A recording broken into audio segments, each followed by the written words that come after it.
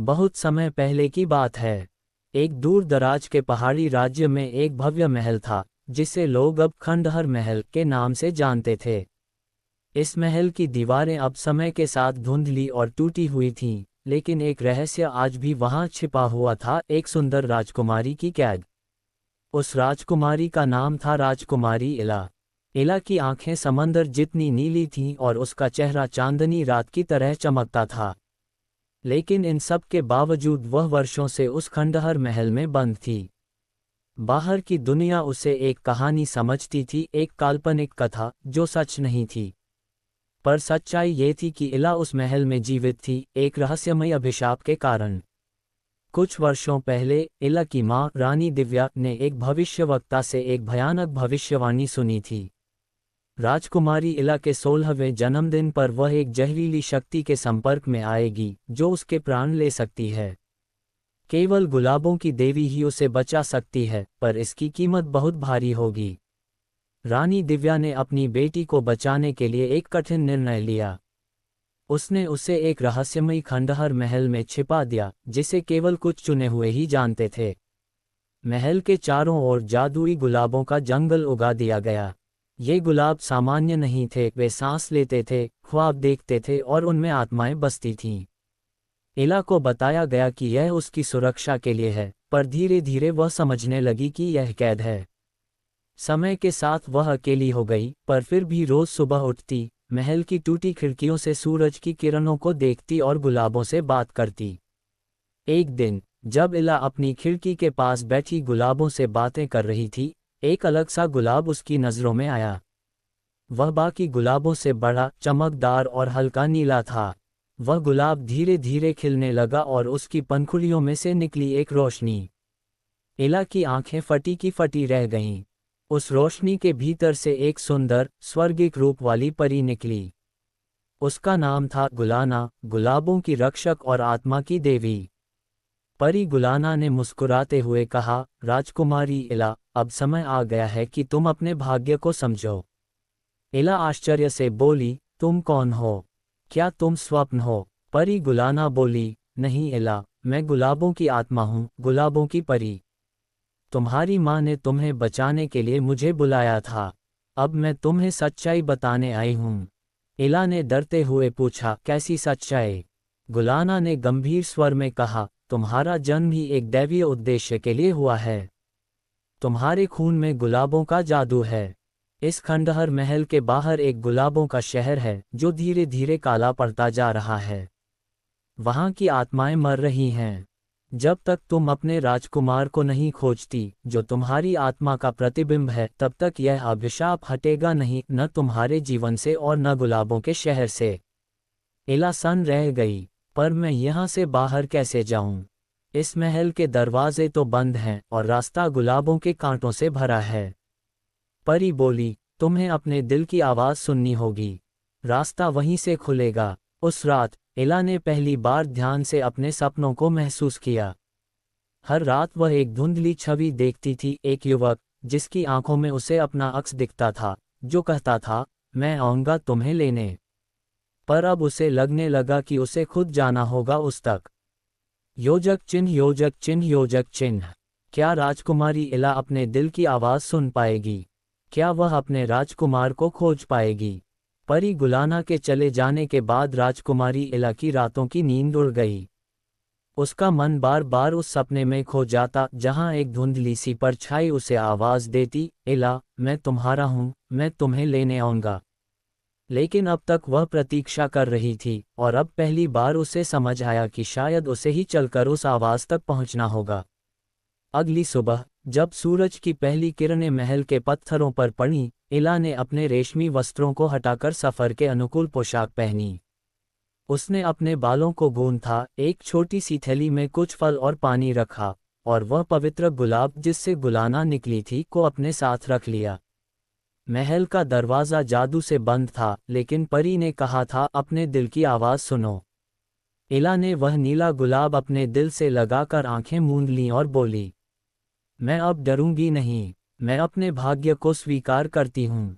और तभी एक करिश्मा हुआ। महल के बंद दरवाजे पर एक सुनहरी रोशनी चमकी और धीरे धीरे वो खुद खुल गया। एला ने कांपते कदमों से बाहर का रास्ता पकड़ा, जहां कांटों से भरा जंगल था। ये गुलाबों का जंगल था, जिसमें हर गुलाब एक आत्मा का प्रतीक था। कुछ गुलाब खिले हुए थे तो कुछ मुरझाए हुए। जैसे जैसे एला आगे बढ़ती, गुलाबों की झाड़ियां खुद रास्ता बनाती जातीं। लेकिन रास्ता आसान नहीं था। कुछ ही दूर जाने पर एक भयंकर आंधी उठी। गुलाबों की पत्तियां उड़ने लगीं, धूल धुआं छा गया और तभी एक भयानक आवाज गूंजी। तुम वापस जाओ राजकुमारी, ये जंगल तुम्हारा अंत कर देगा। एला ने कांपते हुए पूछा, तुम कौन हो? जवाब आया, मैं अभिशाप की आत्मा हूँ जो तुम्हारे राज्य पर बसी है। जब तक तुम अधूरी हो, जब तक तुम्हारे प्रेम की परीक्षा नहीं होती, तब तक ये जंगल तुम्हारा मार्ग नहीं देगा। एला ने साहस बटोरा और अपनी मुट्ठी में गुलाब कसकर बोली, मैं अधूरी नहीं हूँ, मैं खोज पर हूँ। और जब तक सांसें चलती हैं, मैं हार नहीं मानूंगी। उसकी हिम्मत देखकर जंगल की हवा थम गई। आगे का रास्ता खुल गया।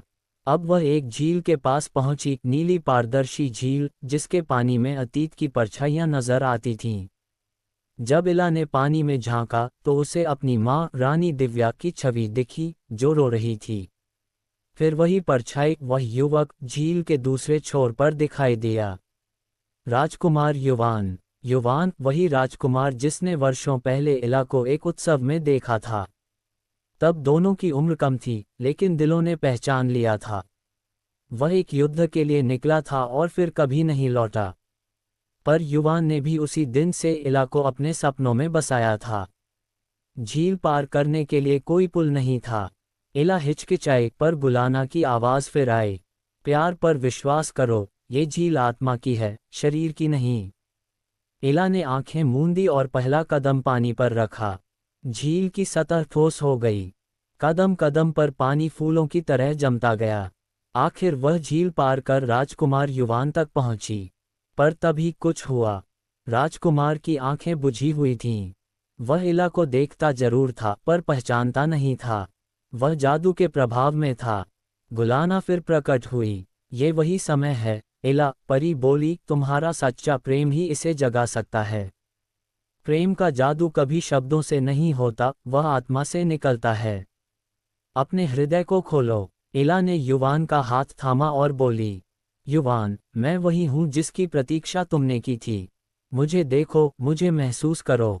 गुलाब मुरझा रहे हैं, हमारा राज्य तिल तिल मर रहा है।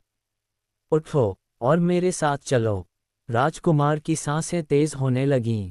उसकी आंखों में धीरे धीरे चेतना लौटी। एला, वह फुसफुसाया, और उसी पल सारी झील में नीला प्रकाश फैल गया। जंगल की सूखी बेलों में जान आ गई।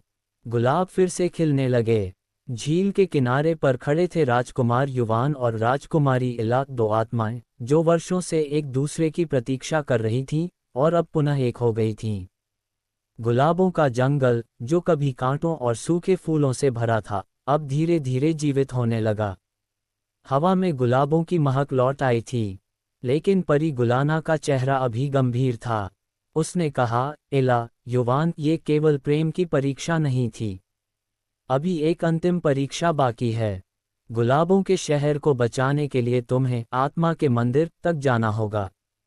वहां तुम्हारे प्रेम की अग्नि परीक्षा होगी। या तो तुम एक हो जाओगे, या फिर सब कुछ हमेशा के लिए नष्ट हो जाएगा। राजकुमार और राजकुमारी ने एक दूसरे की आंखों में देखा और बिना कोई सवाल किए चल पड़े।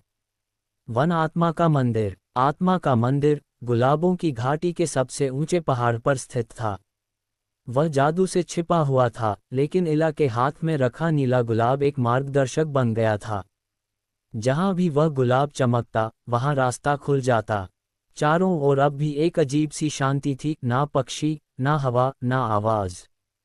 मंदिर के द्वार पर पहुंचे तो वहां एक परी की मूर्ति थी, जिसके हाथ खुले थे और हृदय में एक गुलाब जड़ा हुआ था। गुलाना फिर प्रकट हुई और बोली, अब समय आ गया है। इस मंदिर में कदम रखते ही तुम्हारा अंतर्मन खुल जाएगा। तुम्हें अपने सबसे गहरे डर, पश्चाताप और छिपी हुई भावनाओं का सामना करना होगा। केवल तब, जब तुम बिना शर्त एक दूसरे को स्वीकार करोगे, गुलाबों का शहर पुनर्जीवित होगा। जैसे ही युवान और इला मंदिर में दाखिल हुए, वे अलग अलग रास्तों में बंट गए।